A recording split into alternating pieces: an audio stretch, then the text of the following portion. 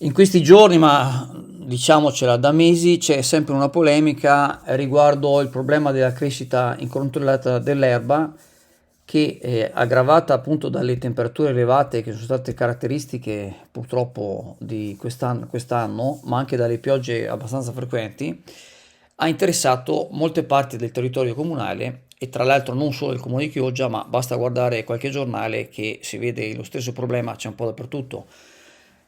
Tanti si lamentano del taglio dell'erba, ma qualcuno dice ma basterebbe un po' di poca buona volontà e non si rende conto che mancano le risorse per far questo.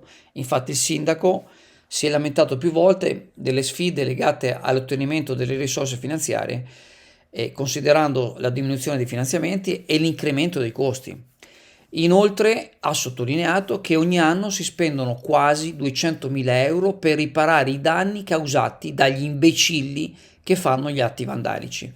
L'ultimo atto vandalico è avvenuto ieri sera a Borgo San Giovanni, dove qualcuno ha appiccato un incendio a uno dei cassonetti della carta di Veritas.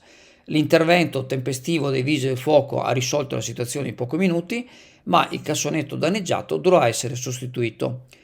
Quindi ulteriori costi per la comunità. Purtroppo il detto "la madre degli imbecilli è sempre incinta" è sempre estremamente appropriato.